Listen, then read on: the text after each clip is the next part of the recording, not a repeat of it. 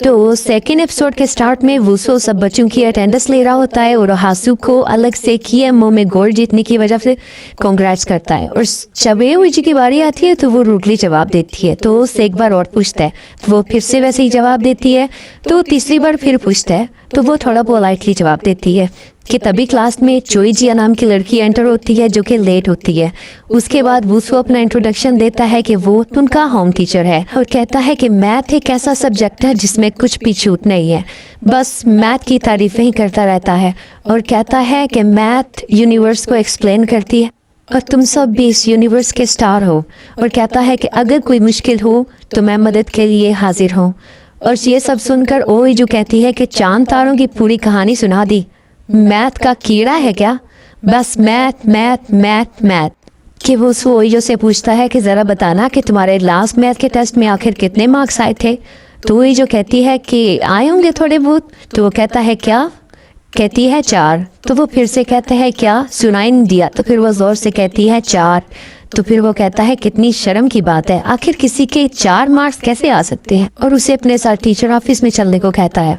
Teacher office में ओइजो वूसू को फिर से एक्सप्लेन करने लगती है कि उसने उसकी कोई भी वीडियो रिकॉर्ड नहीं की और उसे अपना फ़ोन चेक करवाती है। तो वूसू उससे कहता है तुम्हें लगता है कि मैंने तुम्हें टीचर ऑफिस में इसलिए बुलाया है। तो वो कहती है अच्छा, तो मैंने जो क्लास में बोला वो आपने सुन लिया होगा, उसके लिए भी मैं आपसे माफ़ी मांगती हूँ।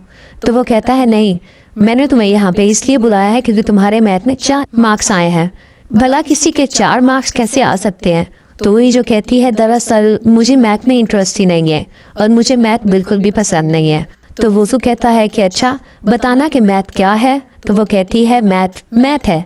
तो वो कहता है अगर तुम्हें पता ही नहीं कि मैथ क्या है तो तुम कैसे कह सकती हो कि तुम्हें मैथ पसंद नहीं है। और उसे मैथ के बारे में 20 पेजेस का एक लेटर लिखने को कहता है। तो वो कहती है क्या 20 पेजेस। वो कहता है हाँ, अब जाओ यहाँ से और चोईजिया को भेजो। और फिर डोंगजू ओइजू के लिए डोर ओपन करता है और सुबह के इंसिडेंट के लिए माफ़ी मांगता है और कहता है कि वूसो चाहे गुस्से का जितना भी तेज़ हो मगर वो दिल का बहुत साफ है। ये बोलकर डोंगजू अपनी क्लास के लिए चला जाता है। तो ओइजू सोचती है हाँ पता है कि वो आपको कितना तंग करता है, आप बहुत इनोसेंट हो, बिल्कुल एक एंजल जैसे, पता नहीं ये आप उस टेबल के चक्कर में कैसे पड़ गए। तो ओइजू अपनी क्लास में जाकर जिया को उठाती है और कहती है कि उसे वूसू सर बुला रहे हैं। जब जिया वहाँ जाती है तो वूसू उससे कहता है क्या बात है, तुम आज लेट क्यों आई और क्लास में सो भी रही थी, अगली बार लेट मत होना। कि तभी वहाँ बैठी एक फीमेल टीचर वूसू से कहती है ये जिया उन बच्चों में से है जो शेल्टर में रहते हैं, तुम बस होप करो कि ये ग्रेजुएट हो जाए और अपनी एनर्जी वेस्ट मत करो। नेक्स्ट क्लास डोंगजू भी होती है जहाँ पर गोया बस उसी को देख रही होती है। उसके बाद पीए टीचर की क्लास होती है जिसमें सभी बच्चे जंप करते हैं। नेक्स्ट क्लास लैंग्वेज की होती है यानी दाजू की, जिसे सब कहते हैं कि सर आप किसी एक्टर की तरह दिखते हो। तो दाजू कहता है क्या तुम्हें पता है जब मैं बच्चा था तो एक स्ट्रेंजर ने मुझे स्ट्रीट पर से उठाया था, तो मैंने तुम्हें बताया नहीं क्या। तो सभी बच्चे इंसिस्ट करने लगते हैं कि बताइए ना सर क्या हुआ था। नेक्स्ट क्लास वूसू की होती है जहाँ वो एक प्रॉब्लम सॉल्व करवा रहा होता है जिसमें सब बहुत बोर हो रहे होते हैं। तो वूसू कहता है कि आज के लिए बस इतना ही, चोईजिया कहाँ है। वही जो कहती है कि वो लास्ट क्लास हमेशा स्किप करती है और घर चली जाती है। तो वूसू कहता है कि आज की क्लिनिक की स्टार्टिंग यूइजो से शुरू होगी और 2 और बच्चों से। वही जो कहती है क्या क्लीनिंग की ड्यूटी तो फर्स्ट नेम से शुरू होती है ना, लेकिन वूसू कुछ नहीं सुनता और चला जाता है। नेक्स्ट सीन में ओइजू को सफाई करते हुए दिखाया जाता है कि तभी उसे कुछ आवाज़ें आती हैं। तो वो जाके देखती है डोंगजू को बैक पेन होता है जिसमें गियोन उसकी मदद कर रहा होता है, लेकिन ओइजू फिर से अपनी बियर इमेजिनेशन करने लगे और वहीं पर खड़ी होकर इन दोनों को देखती रहती है। डोंगजू कहता है कि बोर्ड पे लिखने की वजह से मेरी कमर में दर्द हो रहा है और मेरा हाथ भी अकड़ गया है। गियोन उसे मसाज देता है और डोंगजू से पूछता है कि अब तुम्हारा पेट दर्द कैसा है। डोंगजू कहता है कि अब मैं ठीक हूँ, बताओ तुम्हारी क्लास कैसी रही। गियोन कहता है कि मत पूछो, मैं तो बस घर जाना चाहता हूँ। गियोन की मसाज की वजह से डोंगजू को काफ़ी आराम मिल रहा होता है। जब गियोन ये नोट करता है तो वो दूसरे बाजू पर भी मसाज करने लगता है। तो डोंगजू से कहता है ये क्या कर रहे हो, इस बाजू में तो मुझे दर्द ही नहीं है। दोनों की केमिस्ट्री देखकर ओइजू को बियर नॉवल लिखने का आइडिया मिलता है। ये तभी उसकी नाक से ब्लड आने लगता है।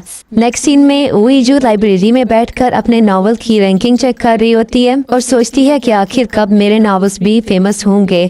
और तभी उसके दिमाग में डोंगजू और गियोन का सीन आता है और वो अपनी इमेजिनेशन में एक स्टोरी ज्यूम करती है जिसमें ये दोनों बचपन के फ्रेंड होते हैं। गियोन कहता है कि मैं बहुत बोर हो रहा हूँ, तुम बहुत अनोइंग हो, और दोंगजू का पेन छीन लेता है और कहता है कि ये पेन भी मुझे परेशान कर रहा है। दोंगजू बोलता है कि ऐसा मत करो। तभी वही जो अपनी इमेजिनेशन से बाहर आ जाती है और कहती है कि ये सब मैं क्या सोच रही हूँ, मैं अपनी नॉवेल्स के लिए टीचर्स का यूज़ नहीं कर सकती। नेक्स्ट सीन में उन लड़कों का घर दिखाया जाता है जहाँ पर दोंगजू ब्रेकफास्ट बना रहा है और दाजू को उठाता है। इसके बाद चारों ब्रेकफास्ट कर रहे होते हैं। गियोन दाजू से कहता है कि तुम्हारा अलार्म सायरन की तरह बजता है, इसका वॉल्यूम कम रखा करो। लेकिन दाजू उसकी बातों को इग्नोर करते हुए कहता है कि मेरा टोस्ट क्रिस्पी नहीं है। तो वसू कहता है कि सुबह सुबह नॉइज़ पोल्यूशन मत करो, में कॉमन सेंस नहीं है। तो दाजू कहता है क्या अब मैं अपने ही घर में अलार्म यूज़ नहीं कर सकता? सुनो किराएदारों, अब बहुत हुआ, हाँ मैं थोड़ी तो रिस्पेक्ट डिजर्व करता हूँ ना। दोंगजू कहता है तभी तो तुम्हारे पास सबसे बड़ा रूम है। नेक्स्ट सीन में गर्ल्स को दिखाया जाता है और वही जो कि क्लास को दिखाया जाता है जो दोंगजू ले रहा होता है और सोचती है कि ये कितने इंडिपेंडेंट है। क्लास के एंड पर गोया दोंगजू को एक चॉक होल्डर गिफ्ट करती है और कहती है कि लिखते वक्त आपके हाथों पर चॉक लग जाता है। दोंगजू गोया का गिफ्ट एक्सेप्ट कर लेता है और उसे थैंक यू कहकर वहाँ से चला जाता है। नेक्स्ट सीन में तभी बच्चे ग्राउंड में एक्सरसाइज कर रहे होते हैं कि तभी एंट्री होती है हमारे पीए टीचर की। उसे देखकर वही जो सोचती है कि ये कितने गुड लुकिंग है। ये जो उन सबसे रनिंग करवाता है और कहता है कि जितनी जल्दी फिनिश करोगे उतनी जल्दी आराम करोगे, जिसमें गियोन सभी को चीयर भी करता है। और उसके चीयर करने की वजह से वही जो तो कुछ अलग ही स्पीड में दौड़ने लगती है, जिसे देखकर गियोन हैरान हो जाता है और उससे पूछता है क्या तुम एथलीट हो? तो वही जो इनकार कर देती है। गियोन कहता है क्या तुम पीए की क्लास लेना चाहोगी एवरी वेडनेसडे? गियोन को उससे ऐसे बात करते देख वही जो कि हार्ट बीट तेज होने लगती है, तो वो मुंह धोने के बहाने से वहाँ से चली जाती है। नेक्स्ट सीन में वही जो अपनी अगली स्टोरी लाइन्स के बारे में सोच रही होती है और एक करेक्टर डिवॉल्व करती है जो वुसू से इंस्पायर होता है। वो उसे दोंगजू के लव इंटरेस्ट के रूप में ऐड करती है। वही जो इस सब का यूज़ कर अपनी स्टोरी का एक ड्राफ्ट तैयार करती है और हैरान हो जाती है कि उसने कितना अच्छा लिखा है।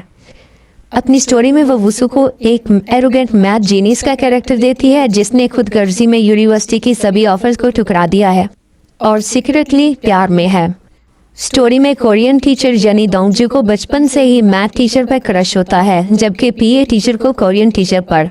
मैथ गाय कोरियन गाय की कीमत नहीं जानता और उसे बुरा ट्रीट करता है।